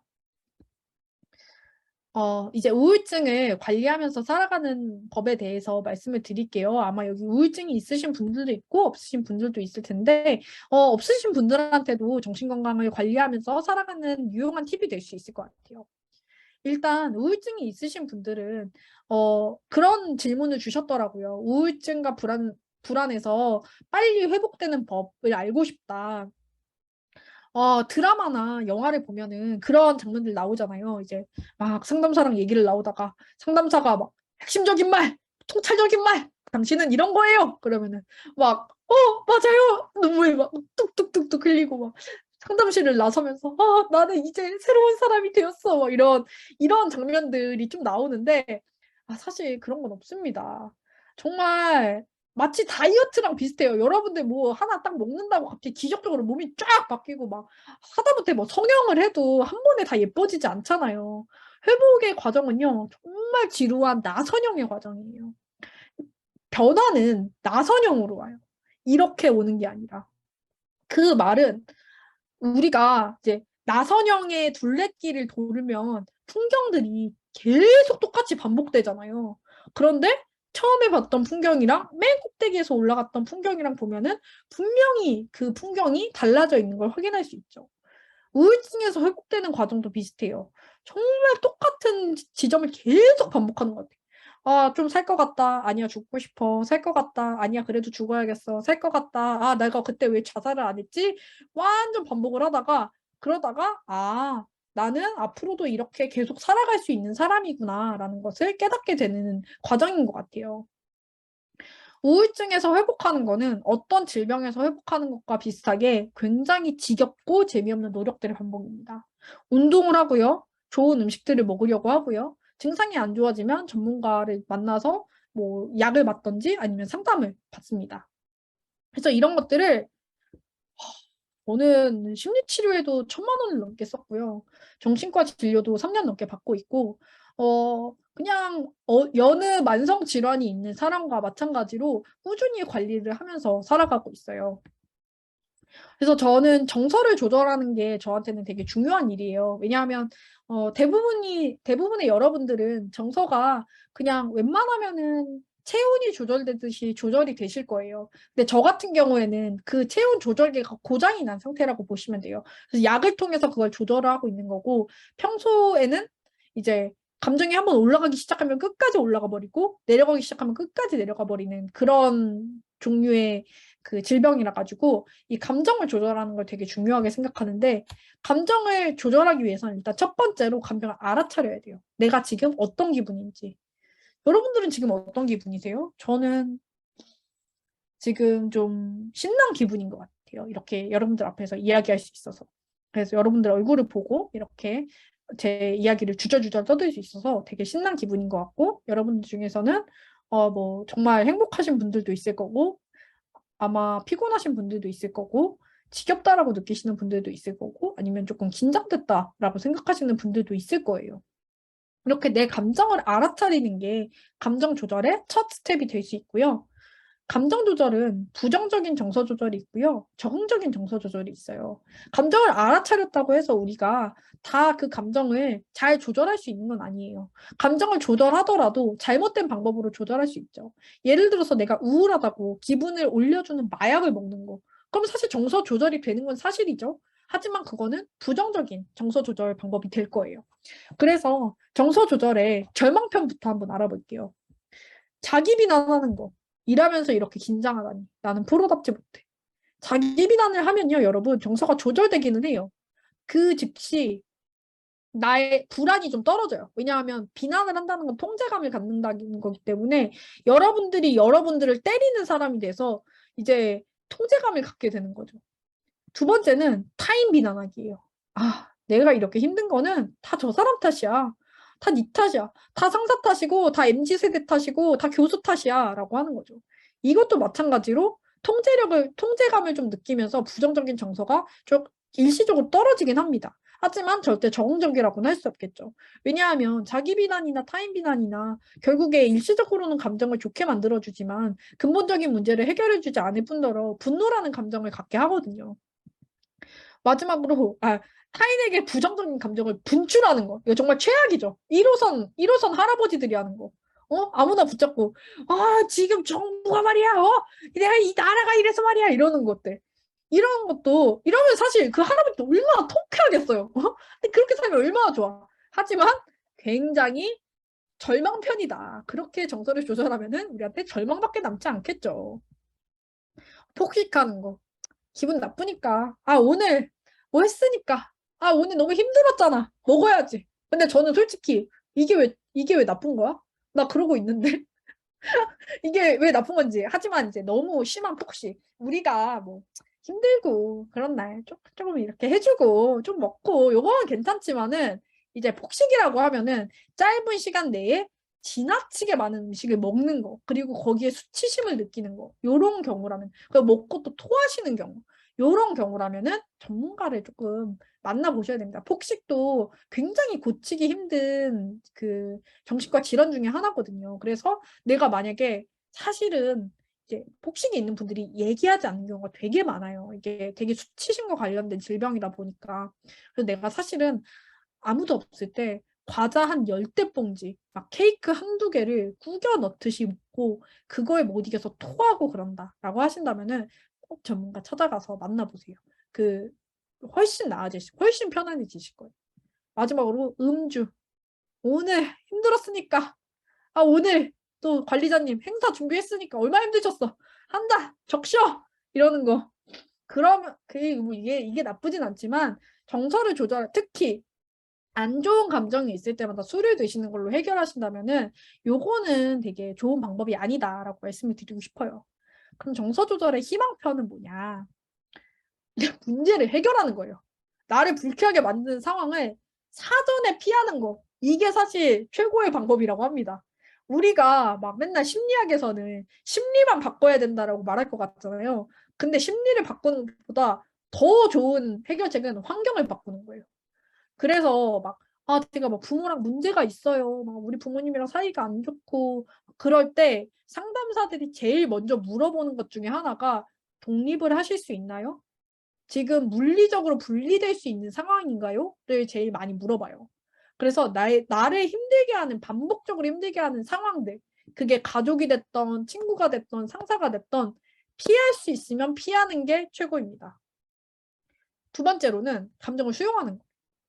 내가 부모를 미워하는 거, 혹은 어떤 사람에 대해서 열등감을 느끼는 거, 자책감을 느끼는 거, 이런 감정을 느끼는 거는 너무 당연한 거야.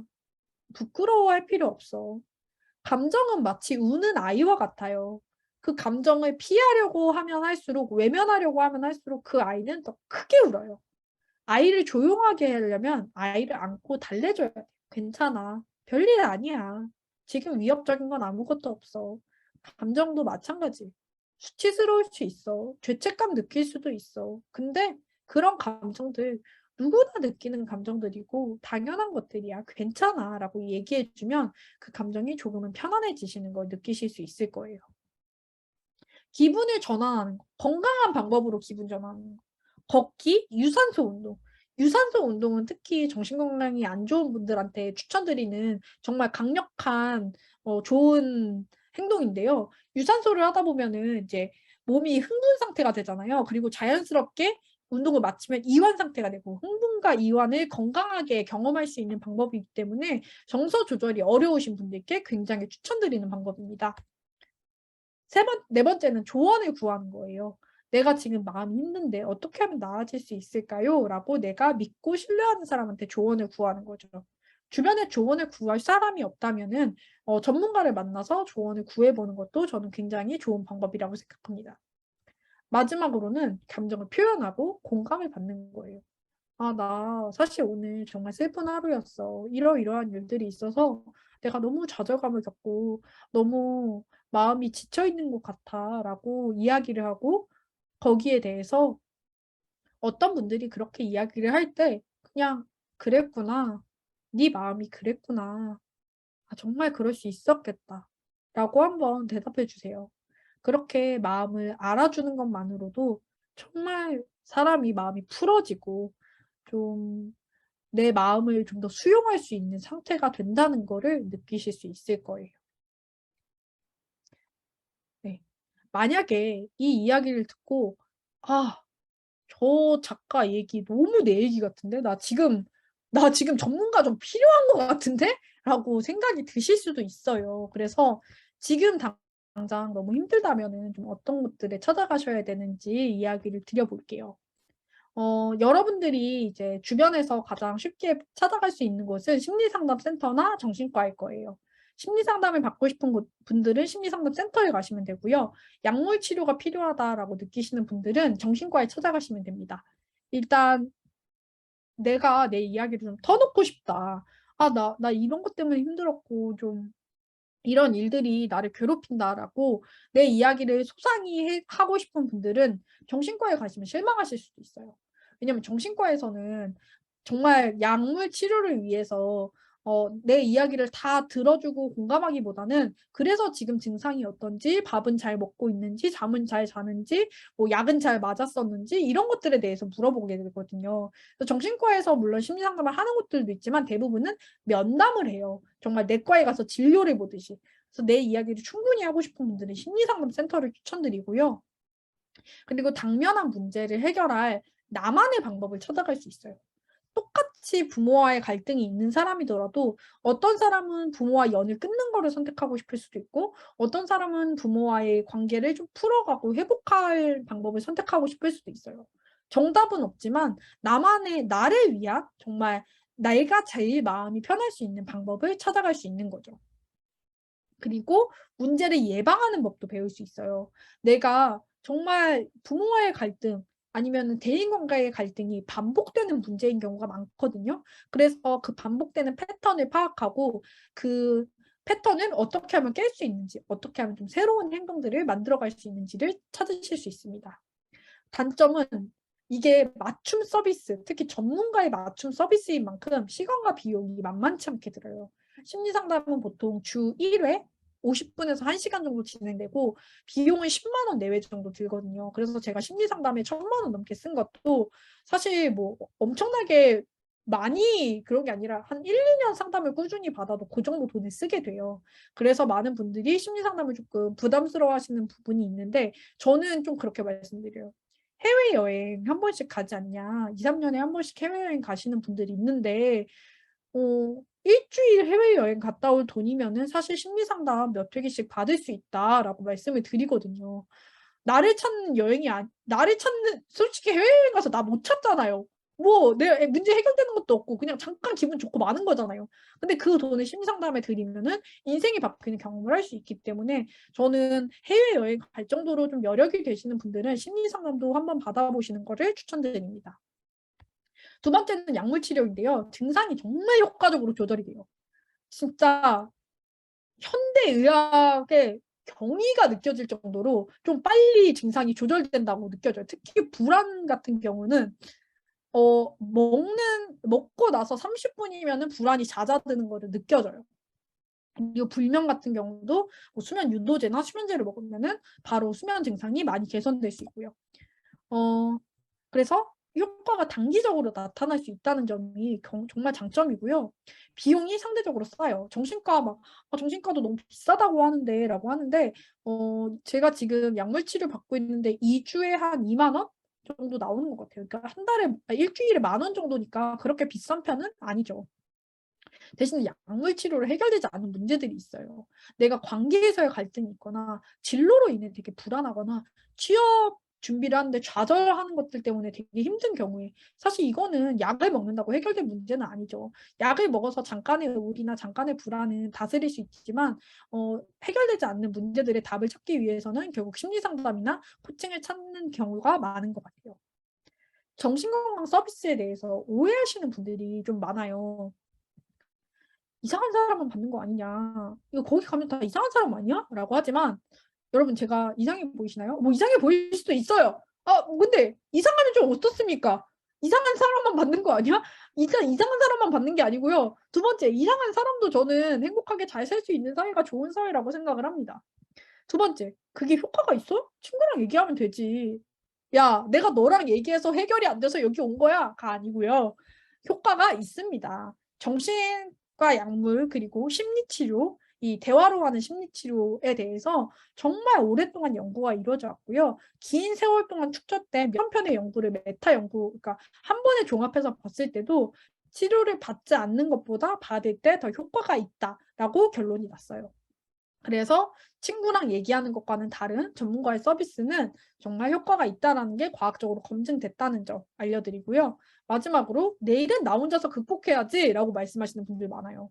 아니, 나는 내 문제는 내가 알아서 해결해야 되는 거 아니야? 그거 너무 전문가한테 의지하는 거 아니야? 라고 하시는 분들한테 저는 이렇게 물어봐요. PT를 받아보셨나요? PT를 받으면은 그거 트리너한테 의존하는 건가요?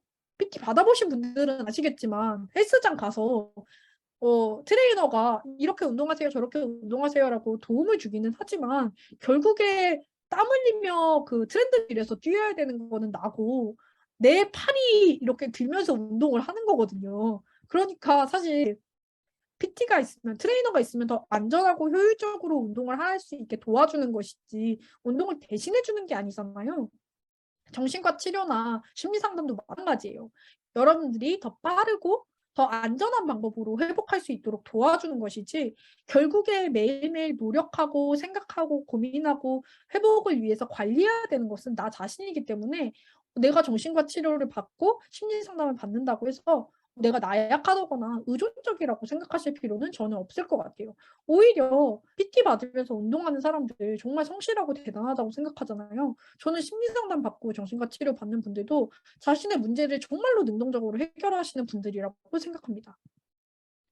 그리고 심리 상담을 받을 때 걱정하시는 분들이 많아요. 특히 안 받아보신 분들이라면 더더욱 걱정이 많이 되실 것 같은데요. 많이 걱정하시는 첫 번째가 비밀 보장입니다. 비밀 보장은 정말로 많은 전문가들이 중요하게 생각하는 부분이고, 비밀 보장이 되지 않는다면 여러분들이 그 심리 상담에서 자유롭게 이야기를 할 수 없기 때문에 비밀 보장은 당연히 되는 부분이고요. 정신건강센터에서 서비스를 받는다고 하더라도 대부분은 비밀 보장이 되고, 이게 뭐 국가 기관으로 내 막 정보가 들어가고 막 이런 게 아니기 때문에 정신건강센터에서도 안심하고 여러분들이 원하는 서비스를 받으실 수 있으면 좋겠어요. 두 번째는 기록이 남아서 불이익이 있지 않을까라고 생각하시는데, 마치 회사나 기관에서 내 의료 기록을 함부로 열람할 수 없듯이 어, 정신과 기록도 함부로 열람을 할 수가 없어요. 그리고 심리상담센터 같은 경우에는 사실 법적으로 봤을 때 미용실과 똑같은 카테고리거든요. 우리가 미용실 간 게 기록이 남지 않듯이 심리상담센터 간 것도 어떤 기록으로도 남지 않습니다. 그래서 기록에 대해서 걱정하실 필요는 없고, 정신건강 복지센터 같은 경우에는 그 기관이기 때문에 기록을 남기긴 하는데, 어떤 기록을 왜 남기는 건지 물어보고 내가 불편하다고 하면은 동의하지 않을 권리도 있으니까 꼭 담당자분이랑 상의를 해보시고, 지레 겁먹고 이거 국가기관이면 기록 남아서 나한테 불이익이 있을 것 같아라고 생각하실 필요는 없을 것 같아요. 마지막으로 이런 일로 상담을 받아도 될까라고 고민하시는 분들이 정말 많은데, 저는 어떤 사람이 상담이 필요한가요? 라는 질문에 늘 이렇게 말씀드려요. 이런 일로 상담을 받아도 될까? 라고 고민하시는 분들, 내가 상담이 필요한 걸까? 라고 고민하시는 분들이라면 모두 상담이 필요한 분들이라고 생각을 합니다. 왜냐하면 우리가 완벽히 건강하잖아요. 그러면 그런 사람들은 내가 이런 일로 상담을 받아도 될까? 라는 고민을 전혀 하지 않아요. 우리가 치과 가봐야 되지 않을까? 라고 언제 생각하죠? 약간 이가 시큰거릴 때 생각하지 않나요? 뭔가 씹을 때 기분이 요상한데? 약간 이럴 때 우리가 치과 나도 가야 될 것 같은데 이렇게 생각을 하잖아요. 정신건강도 뭔가 내가 마음에 걸리는 게 있고 정말 조금 뭔가 불편한 게 있기 때문에 이런 일로 상담을 받아도 될까라고 생각을 하시는 것 같아요. 근데 전문가는 치료를 위해서 만나기도 하지만 진단을 위해서 만나기도 하거든요. 우리가 치과 가서 아팠을 때 가면 이미 묻는 경우가 많잖아요. 이미 너무 늦게 오셨습니다. 이를 다 뽑아야 될 것 같습니다라던가 이미 신경 치료를 해야 될 것 같습니다. 이럴 때가 되게 많잖아요. 전문가도 일찍 찾아가 보시는 게 좋아요. 너무 병이 많이 진행되거나 악화되지 않았을 때 초기에 잡아야지 양상도 좋고 재발도 하지 않을 확률이 높거든요. 그래서 이런 일로 상담을 받아도 될까라는 생각이 드신다면은 저는 전문가를 만나서 정말 이게 상담 받을 만한 일인지 아닌 일인지 확인해 보시면 좋을 것 같아요. 마지막으로 지친 마음을 부드럽게 회복하는 방법들을 말씀드릴게요. 아마 번아웃이라고 많이 들어보셨을 거예요. 번아웃이 그 자체로 정신질환은 아니지만 정신질환이 있으신 분들은 번아웃이 쉽게 오기도 하고, 또 번아웃이 있으신 분들이 정신질환에 취약해지기도 해요. 그래서 어떻게 하면 쉴 수 있을지, 휴식이 힘드신 분들을 위해서 좀 휴식하는 방법도 알려드릴게요. 회복의 시작. 우울증 어떻게 회복해야 되나요? 뭐 불안할 때 어떻게 회복해야 되나요? 라고 말씀하시는 분들이 많은데, 저는 회복의 시작은 휴식이라고 생각해요. 우리가 몸이 안 좋을 때도 일단 좀 쉬라고 하잖아요. 의사들이 스트레스성이니까 좀 쉬라고. 그것처럼 정신질환도 좀 쉬어야 됩니다. 그래서 첫 번째로 휴식 시간을 확보하는 게 제일 중요하고요. 두 번째가 삶의 패턴을 좀 재조정하고 세 번째가 목표를 다시 찾아보는 게 필요해요. 하나하나 구체적으로 말씀드리도록 할게요. 첫 번째는 휴식을 용서하는 거예요. 휴식을 용서한다니 참 이상한 말이지만 사실 우리는 쉬면서 죄책감을 느낄 때가 굉장히 많은 것 같아요. 내가 가만히 있어도 뭔가 더 해야 될 것 같은데, 뭔가 내가 이렇게 게으르게 있으면 안 될 것 같은데 라는 생각을 많이 하시잖아요. 이렇게 쉬어도 되나? 아니면은 내가 뭘 했다고 힘들어? 한 게 없는데 힘들어. 그리고 뭐 하고 쉴지 모르겠어. 특히 우울증이 있으신 분들은 한 게 없어도 힘들어요. 그리고 죄책감을 느끼는 것 자체가 증상이에요. 근데 이 죄책감이 증상이라는 걸 모르고 힘드신 경우도 굉장히 많거든요. 그래서 그런 경우에는 전 이렇게 말씀드려요. 힘들면 쉬는 게 당연한 거라고. 우울증이 있을 때 행동하는 거는요, 모래주머니를 달고 사는 거랑 똑같아요. 남들이랑 똑같은 행동, 똑같은 시간을 일하지만 훨씬 더 마음이 힘들고 육체적으로도 피곤하고 지칠 수밖에 없습니다. 그리고 성과가 나오지 않았다고 해서 일하지 않은 건 아니에요. 그 시간 동안 움직이고 생각하고 이 모든 것들이 다 에너지가 들어갔기 때문에 힘들 수밖에 없는 거죠. 마지막으로 뭘 하고 쉬든 잘못된 건 없어요. 저는 진짜 쓰레기처럼 쉬거든요. 저는 휴식을 잘 못하시는 분들께 정말 쓰레기처럼 쉬라고 말씀드려요. 유튜브 보고 SNS 하고 정말 그냥 한심하게 쉽니다. 그래서 뭘 하고 쉬든 자신의 휴식을 판단하지 않았으면 좋겠어요. 일단 저는 내가 지금 너무 힘들다라고 한다면은 지금 당장 바꿀 수 있는 한 가지를 찾아보시라고 말씀드려요. 첫 번째, 나만의 출근 의식을 만드는 거예요. 지금 출근하기가 너무 힘드신 분들은 저는 출근했을 때 이렇게 음료를 따라 놓거나 차를 놓거나 향을 피워 놓기도 해요. 그렇게 내가 좀 기분 좋은 상태로 일할 수 있는 의식을 만들어 보시는 걸 추천드리고요. 두 번째는 45분마다 알람을 맞추고 휴식하는 거예요. 이게 45분 일하고 15분 쉬고 45분 일하고 15분 쉬고 요렇게 일하면은 일의 효율이 훨씬 높아질 수도 있고 또 규칙적으로 쉬면서 내가 너무 소진되지 않고 일할 수 있는 데 도움을 주기도 해요. 마지막으로 퇴근을 준비하는 것입니다.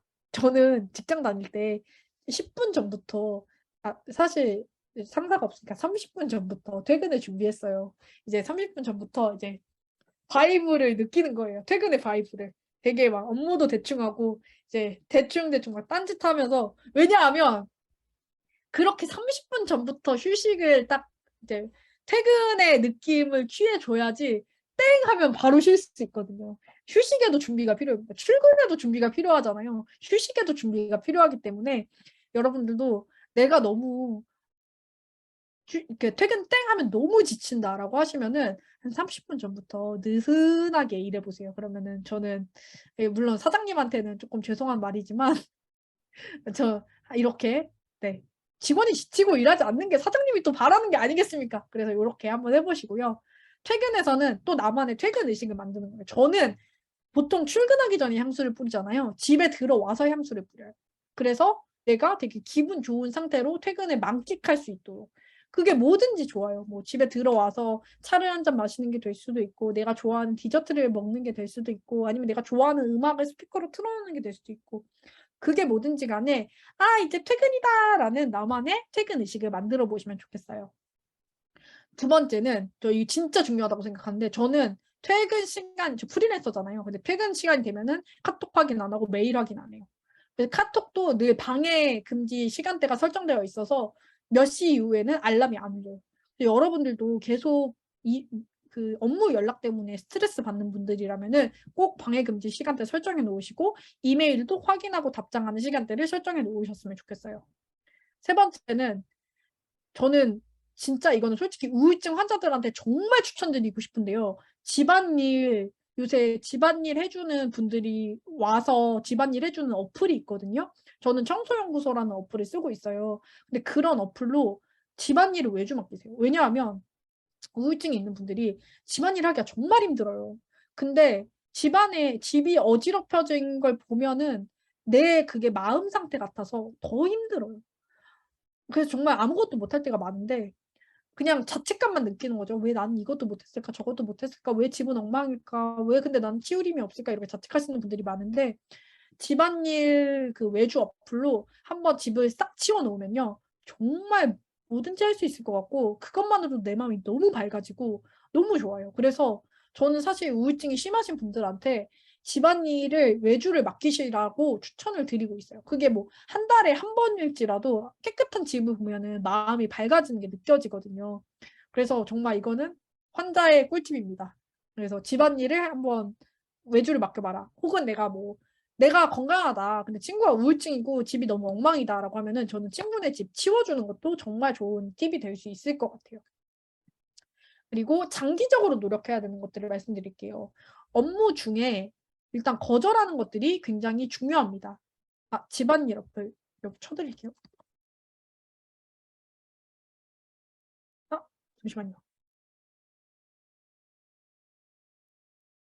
네, 여기서 저는 하고 있고요. 거절하는 것들이 굉장히 중요해요. 내가 지금 너무 힘든 상황일 때 거절을 못하면 일이 계속 쌓이게 되거든요. 그래서 거절하는 거, 그리고 나의 업무의 의미를 찾아보는 거. 한번 적어보세요. 내가 지금 하고 있는 일이 나한테 어떤 개인적인 의미가 있는지, 이 일을 통해서 내가 어떻게 세상에 기여하고 있는지를 한번 적어보시면 좋을 것 같고요.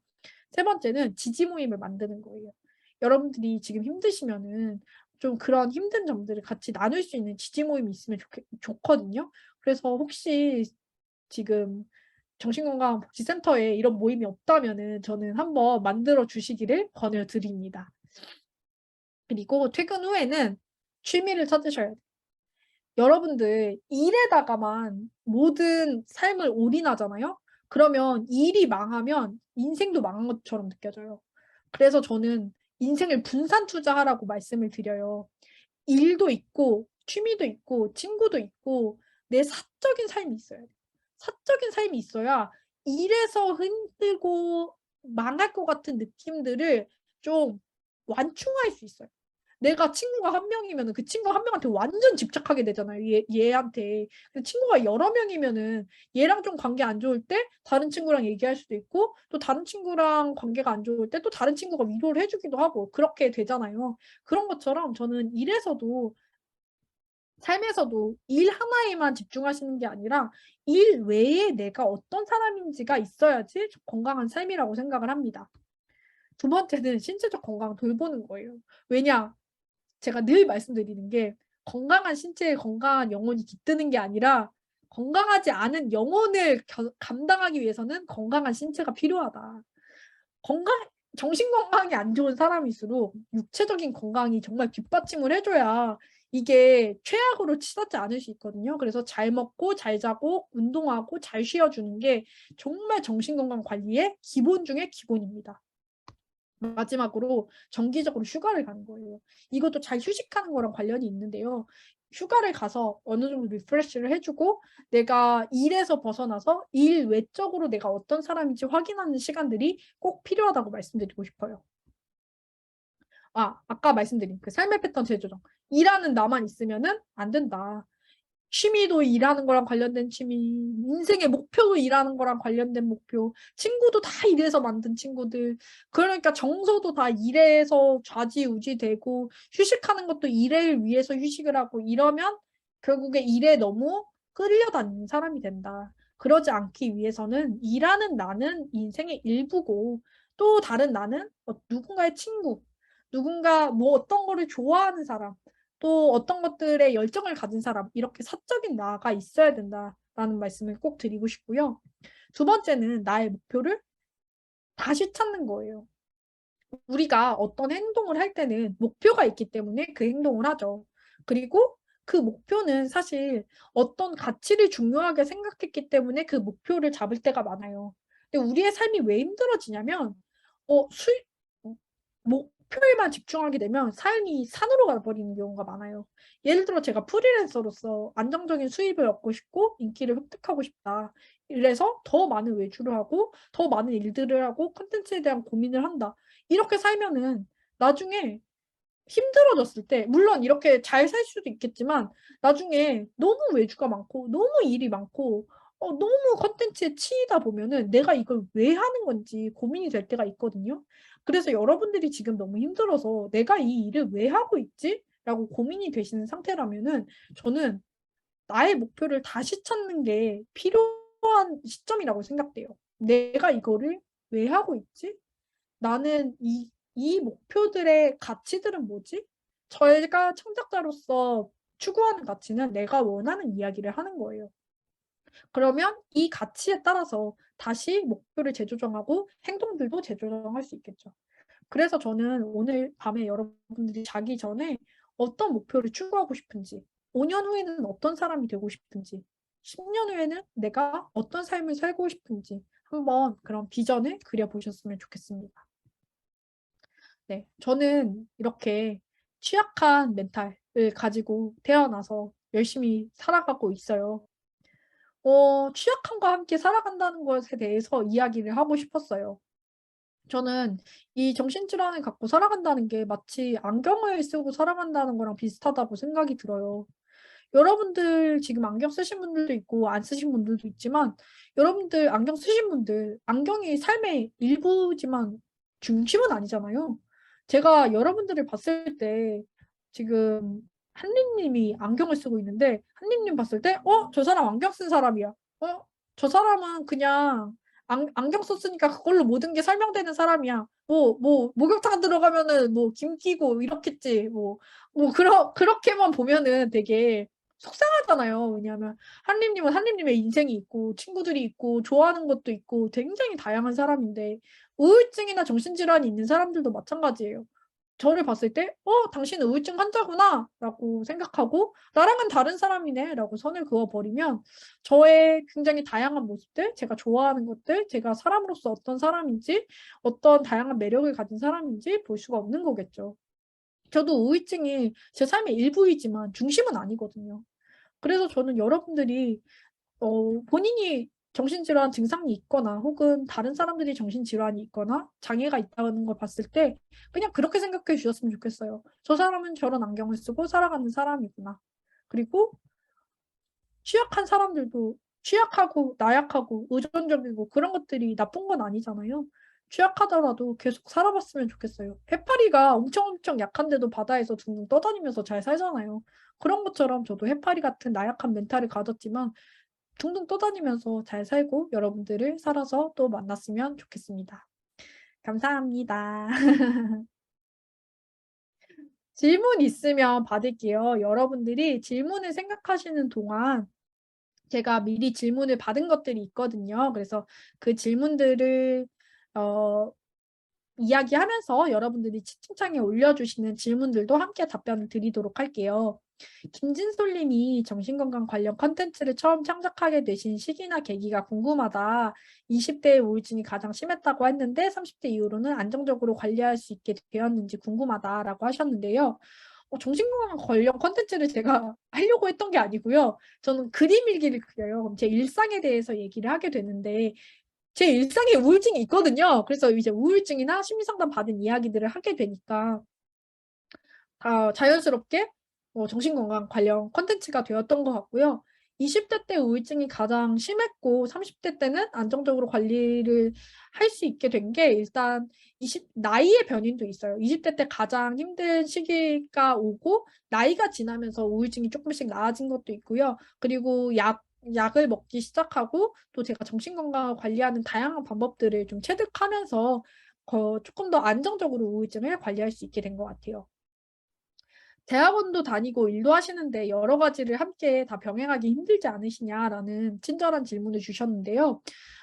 사실 제가 일을 많이 할 수 있는 거는 아까 말씀드렸던 것처럼 많이 쉬어서 일을 많이 할 수 있는 것 같아요. 정말 아이러니하게도 많이 쉬어야 많이 일을 할 수 있습니다. 그리고 완벽주의를 내려놓고 모든 일을 대충 하겠다라는 마음으로 하면은요, 다 할 수 있어요. 제 강연 PPT도 보시면은 막 가끔 애니메이션도 좀 잘못되고 그림도 되게 좀 허접하고 이러잖아요. 그래도 그냥 이렇게 대충대충 하다 보면은 모든 일들을 소화할 수 있습니다.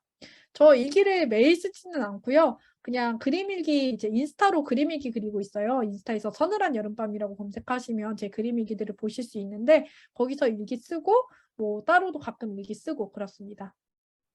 지금 약물 치료를 받고 있는데 엄청 의지했던 선생님인데 제가 3개월 정도 못 못 가서 미치겠어서 예전 진료에서 걱정보다 비아냥거리는 느낌을 가져서 다시 병원 가기 싫어지는데 병원을 옮기는 것도 효과가 있을까요? 네.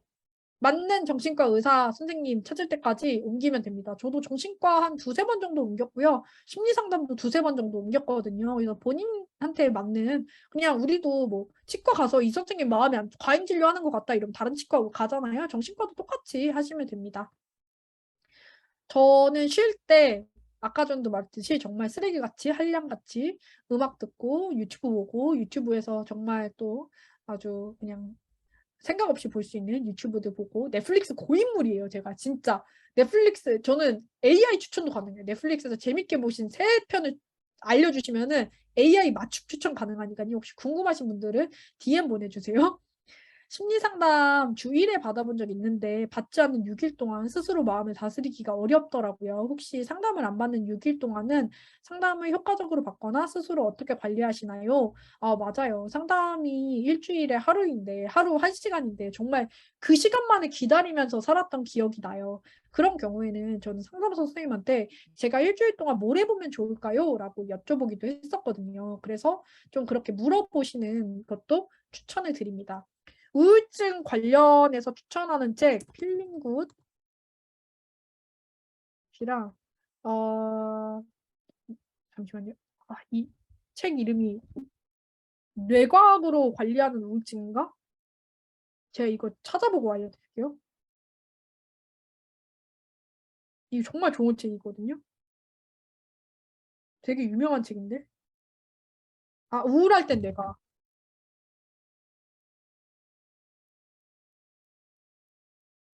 이 책 정말 추천드립니다. 우울증 관련 넷플릭스 크레이지 엑스 걸프렌드라는, 여기 잠깐 크레이지 엑스 걸프렌드. 얘 정말, 얘가 경계성 인격 장애가 있는 분이 주인공이거든요. 그래서 이게 되게 정신과 치료에 대한 그런 것들도 많이, 편견 같은 것들도 많이 좀 없애주고 그런 넷플릭스라서 추천드립니다. 불안한 증세가 갑자기 한 번에 밀려왔을 때 약 먹는 거 말고 어느 방법이 가장 좋았나요? 아, 약 먹으면 효과는 좋은데 헛구역질이 나시는구나. 불안한 증세가 갑자기 올라왔을 때 호흡법 있거든요. 유튜브에 찾아보시면 불안함을 달래주는 좀 진정시키는 호흡법 같은 거 있어요. 그거 따라해 보시면은 조금 도움이 되실 것 같아요. 그리고 Q&A. 단약을 할 수 있을까요? 평생 약을 먹어야 할 것 같아서 걱정이 돼요. 라고 하신 분도 있는데, 저는 이렇게 말씀드려요. 우리의 목표는 약을 끊는 게 아니다. 그냥 건강하고 행복하게 사는 게 우리의 목표다. 그래서 약을 끊는 거에 집착하지 않으셨으면 좋겠어요. 평생 약을 먹도, 당뇨 환자도 평생 약 먹잖아요. 근데 평생 약 먹더라도 잘 살 수 있잖아요. 저는 그래서 약을 끊는 거를, 약을 끊어야 완치다. 약을 끊어야 내 인생이 온전한 거다라고 생각을 하실 필요는 없다고 생각합니다. 우울과 불안을 똑하고 뗄 수 없다는 거를 이제 아셨다. 어떻게 이 친구들과 함께 가면 좋을까? 저도 우울과 어떤 관계를 맺어야 되는지 고민을 많이 했었던 것 같은데, 그냥 아까 말씀드렸던 것처럼 안경처럼 생각하시면 될 것 같아요. 안경이 사실 뭐 우리 인생에 엄청나게 뭐 긍정적인 영향을 주진 않잖아요. 뭐 안경이 있다고 막 내 인생 너무 막 그런 질문 많이 들어요. 우울증 덕분에 인생이 뭐 좋아지신 점이 있나요? 막 더 성숙해지신 거 아닌가요? 근데 뭐 안경이 있다고 막, 새로운 눈으로 세상을 보게 되었어요. 막 안경이 있는 분들의 마음을 이제 알 것 같네요. 뭐 이러지 않잖아요. 그런 것처럼 그냥 나의 일부다. 그냥 조금 불편하지만 감수하고 살아갈 수 있는 일부다라고 생각하시면 좋을 것 같아요. 그리고 요새 환절기라서 또 계절성 우울증 겪고 계신 분들도 있을 것 같아요. 이제 가을, 겨울이 되면은 일조량 부족으로 인해서 한 번씩 우울함을 경험하시는 분들이 있을 것 같은데요. 그럴 때 저는 좀 충분히 휴식해 주시고, 환절기에는 많이 쉬어주는 게 중요해요. 예전보다 좀 일을 줄이고, 그리고 좀 증상이 심해진다 싶으면은 전문가 찾아가 보시는 게 도움이 될 것 같습니다.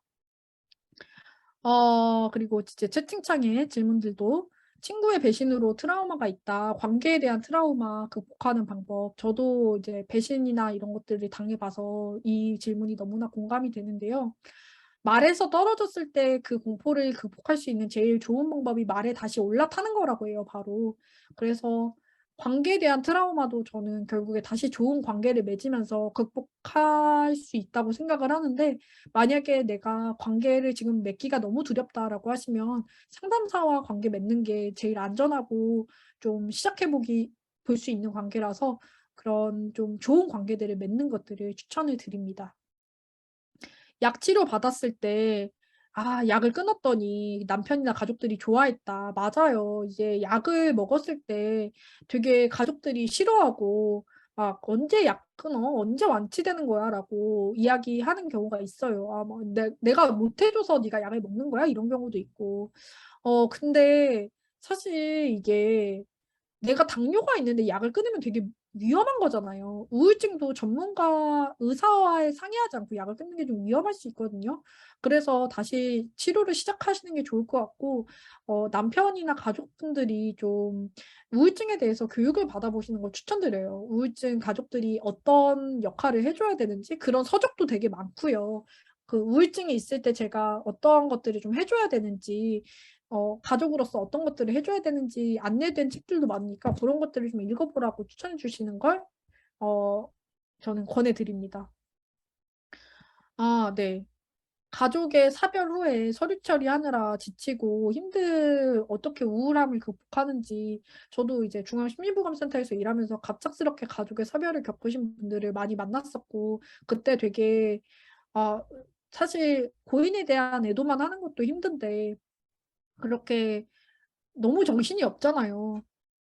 그래서 사실은 이런 시간이 필요해요. 근데 바로 애도를 하는 것도 필요하겠지만 그 약간 완충작용이 되거든요. 그 정신없 그막 장례식하고 막 유산 정리하고 이러면서 살짝 완충이 작용이 되는데, 저는 그 이유가 중요하다고 생각해요. 그 모든 일이 끝난 이후에 얼마나 공허함을 느끼고 얼마나 힘들고 이런 것들을 잘 지지해 줄 수 있는지, 그런 지지 자원들이 있는지 이런 것들이 중요하다고 생각하거든요.